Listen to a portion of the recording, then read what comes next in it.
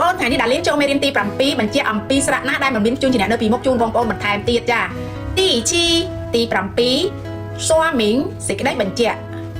បងប្អូនសេចក្តីបញ្ជាក់គឺបញ្ជាក់អំពីស្រៈណាដែលមិនមានជួនជាអ្នកនៅពីមុខហើយតើយកជួនជាអ្នកណាមកជំនួសស្រៈនៅពីខាងមុខវិញអញ្ចឹងយើងតមេរៀនរបស់យើងហើយបងប្អូនត្រូវចំណាំណាវីដេអូទី6និងវីដេអូទី7យើងបញ្ជាក់អំពីស្រៈដែលមិនមានជួនជាអ្នកនៅពីមុខដូចគ្នាបងប្អូនដើម្បីងាយចេះងាយចាំងាយស្រួលអានភាសាចិនបងប្អូនត្រូវកត់ដាក់សភៅហើយយកទៅមើលទៅទន្ទិញដើម្បីរៀនភាសាចិនឆាប់ចេះចាអញ្ចឹងយើងចាប់ដើមទាំងអស់គ្នាឥឡូវនេះថាស្រៈណាខ្លះដែលយើងគួរជំនួសជួនជាអ្នកដាក់នៅពីមុខស្រៈអូខេចាប់ដើម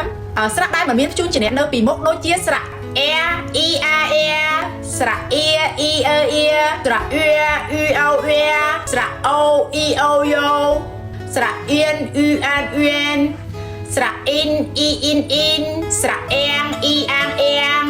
ស្រៈ ing e ing ing ស្រៈ ong e ong yong អូខេស្រៈទាំងអស់នឹងហើយគឺគេត្រូវយកជួនជាអ្នក e មកជំនួសស្រៈ e នៅពីខាងមុខវិញអញ្ចឹងពីពាក្យនេះយើងអានដូចគ្នា e e ដូចគ្នាគ្រាន់តែមួយជាជួនជាអ្នក e មួយជាស្រៈ e នៅពេលណាដែលស្រៈមិនមានជួនជាអ្នកនៅពីមុខគឺគេត្រូវយកជួនជាអ្នក e មកជំនួសស្រៈ e នេះវិញដូចជាសរសេរថា air e a air ear e e ear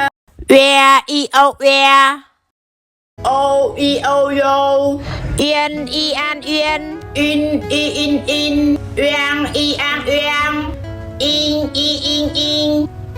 អងអ៊ីអងយ៉ងអូខេចឹងបងប្អូនយើងត្រូវចាំណាពីវីដេអូទី6និងទី7បញ្ជាក់អំពីស្រៈជួបប្រទេសនិងស្រៈបែបហ្នឹងដែលនាងខ្ញុំបានបង្រៀនពីវីដេអូហ្នឹងយើងត្រូវជំនួសជួនជាអ្នកមកដាក់ពីមុខស្រៈវិញណាបងប្អូនចាបងប្អូនយកទៅសិក្សារៀនសូត្រកាត់ដាក់សៀវភៅទន្ទិញទៅបងប្អូនឆាប់ចេះឆាប់ចាំចាអរគុណវីដេអូមេរៀនរបស់យើងមានត្រឹមប៉ុណ្្នឹងនាងខ្ញុំនឹងបញ្ជាក់មេរៀនបន្តនៅវីដេអូក្រោយសូមអរគុណអ្នកទាំងអស់គ្នាស៊ីស៊ីតាជា